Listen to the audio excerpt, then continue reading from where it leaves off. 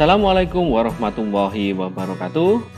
Salam guru penggerak, salam merdeka belajar, dan salam semangat. Hai guru-guru hebat, nama saya Agung Pujo Asmanto, SPDSD, CGP Angkatan 6, SDN Sukoharjo 4, Kota Probolinggo.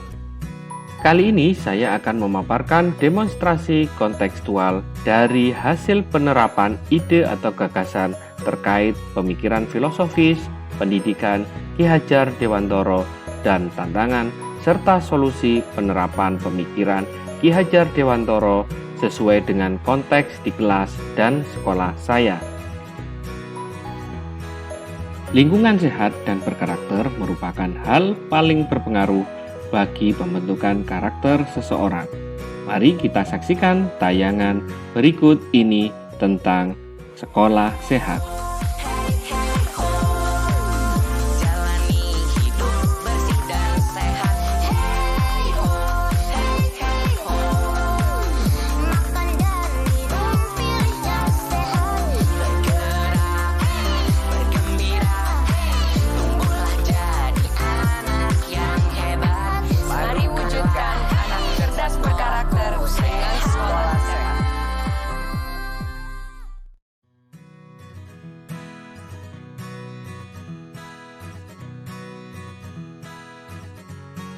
Siapa yang tidak mengenal Ki Hajar Dewantoro?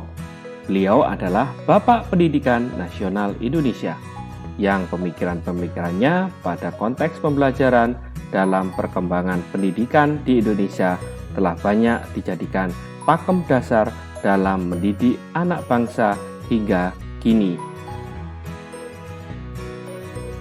Ki Hajar Dewantoro membedakan kata pendidikan dan pengajaran dalam memahami arti dan tujuan pendidikan. Menurut Ki Hajar Dewantoro, pengajaran adalah bagian dari pendidikan.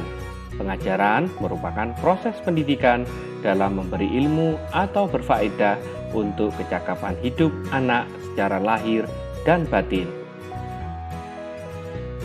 Tujuan pendidikan menurut Ki Hajar Dewantoro adalah menuntun segala kekuatan kodrat yang ada pada anak-anak agar mereka dapat mencapai keselamatan dan kebahagiaan yang setinggi-tingginya baik sebagai manusia maupun anggota masyarakat.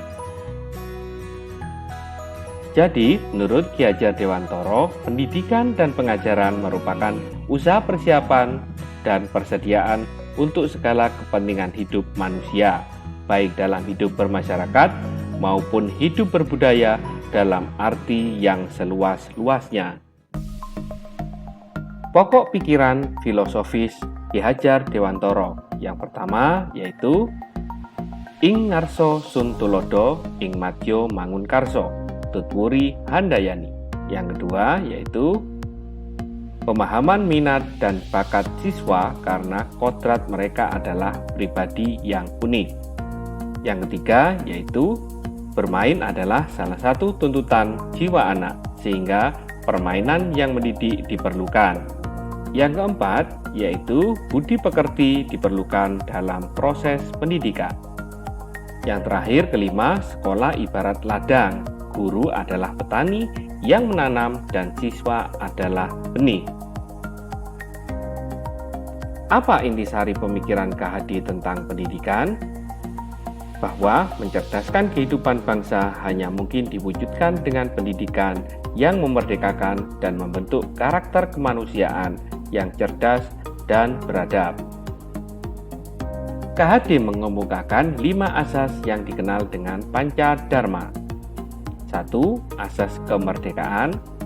2. Asas kodrat alam. 3. Asas kebudayaan. 4. Asas kebangsaan. Dan yang kelima, asas kemanusiaan. Konteks pemikiran KHD yang relevan dengan kebudayaan di sekolah kami yaitu 1. Pendidikan karakter. 2. Pembelajaran yang sesuai kodrat alam dan kodrat zaman. 3. Pembelajaran yang menyenangkan. 4. Berpihak pada murid atau merdeka belajar. 1. Pendidikan karakter. Dikatakan karakter karena implementasinya melibatkan 4 unsur kemanusiaan yaitu olah pikir, olah hati, olah rasa, dan olahraga.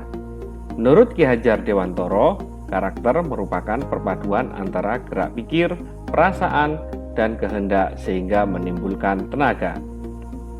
Kegiatan tradisional yang ada di sekolah kami membentuk karakter peserta didik melalui pelestarian alam, budaya, dan pengetahuan.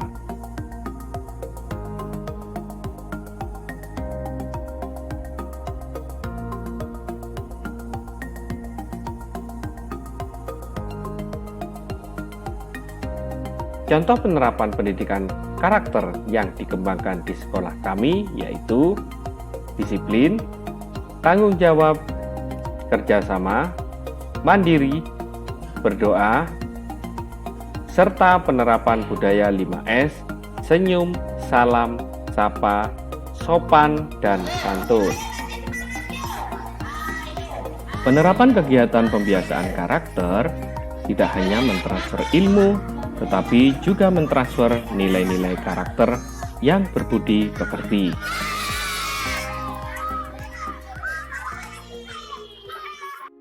Yang kedua, pembelajaran yang sesuai kodrat alam dan kodrat zaman. Ki Hajar Dewantoro yakin untuk menciptakan manusia Indonesia yang beradab, maka pendidikan menjadi salah satu kunci utama dalam mencapainya. Ki Hajar Dewantoro menjabarkan jika dasar pendidikan anak berhubungan dengan kodrat alam dan kodrat zaman. Kodrat alam berkaitan dengan sifat dan bentuk lingkungan di mana anak berada, sedangkan kodrat zaman berkaitan dengan isi dan irama. Artinya bahwa setiap anak sudah membawa sifat atau karakternya masing-masing. Jika sebagai guru, kita tidak bisa menghapus sifat dasar anak. Hal yang bisa diupayakan adalah menunjukkan dan membimbing mereka agar muncul sifat-sifat baiknya sehingga menutupi atau mengaburkan sifat-sifat jeleknya. Kodrat zaman bisa diartikan bahwa kita sebagai guru harus membekali keterampilan kepada siswa sesuai zamannya agar mereka bisa hidup, berkarya, dan menyesuaikan diri. Dalam pengembangan pendidikan harus selaras dengan nilai budaya. Dalam proses pembelajarannya, kegiatan tradisi di sekolah kami mengelola potensi sumber daya alam yang berkesinambungan sehingga alam dapat lestari, langgeng, selaras, dan harmonis. Penerapan pembelajaran yang sesuai kodrat alam dan kodrat zaman yaitu mengembangkan kompetensi komunikasi, kolaborasi, berpikir kritis, dan kreativitas peserta didik, serta mengembangkan keterampilan abad 21 yang sesuai dengan tuntunan zaman. Yang ketiga adalah pembelajaran yang menyenangkan. Pembelajaran di sekolah banyak dilakukan di lingkungan sekitar atau di luar kelas, yang melibatkan interaksi aktif di antara peserta didik, sehingga menimbulkan suasana belajar yang menyenangkan. Penerapan pembelajaran yang menyenangkan meliputi suasana yang rileks, bebas dari tekanan, aman, menarik, bangkitnya minat belajar, adanya keterlibatan penuh, perhatian peserta didik tercurah, lingkungan belajar yang menarik, bersemangat, perasaan gembira, dan konsentrasi tinggi. Keempat, berpihak pada murid atau merdeka belajar. Seorang pendidik harus bisa memberikan kebebasan kepada anak untuk menyumbangkan ide, berpikir kreatif, mengembangkan bakat dan minat peserta didik, dengan kata lain, merdeka belajar.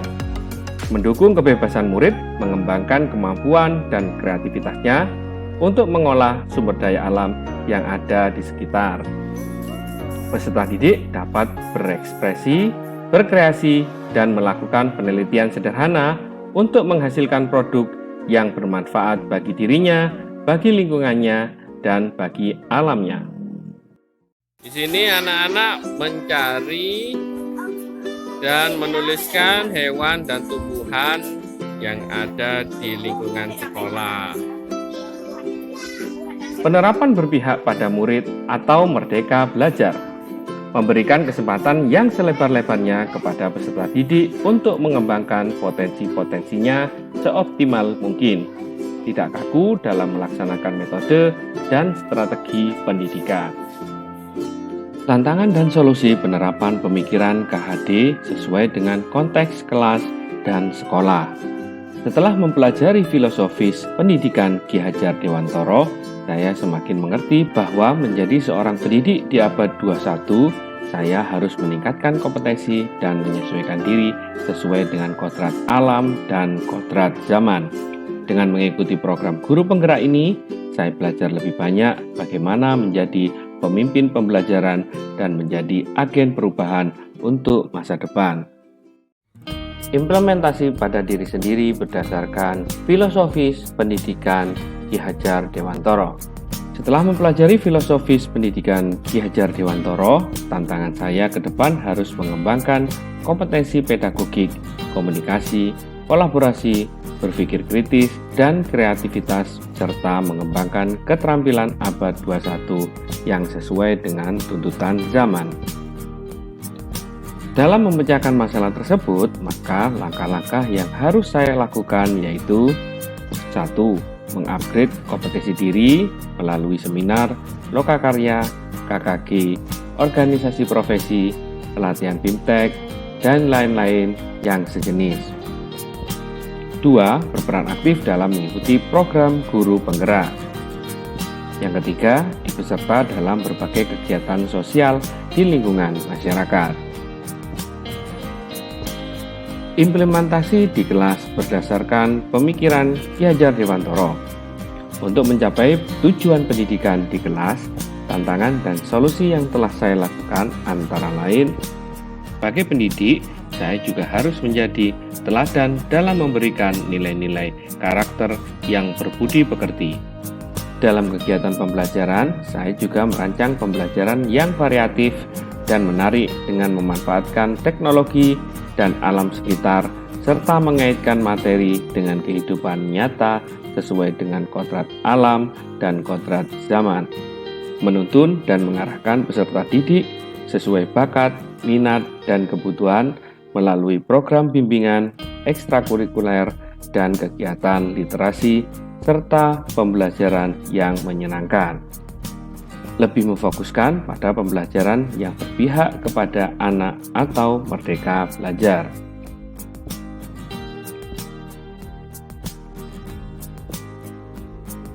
Implementasi di sekolah berdasarkan filosofi pemikiran pendidikan Ki Hajar Dewantoro, yaitu untuk mencapai tujuan pendidikan, berbagai program telah kami lakukan di sekolah, antara lain 1. Keikutsertaan dalam kegiatan budaya. 2. Demonstrasi atau presentasi. 3. Ekstrakurikuler. 4. Outing class. 5. Bimbingan belajar. 6. Literasi. 7. Project P5.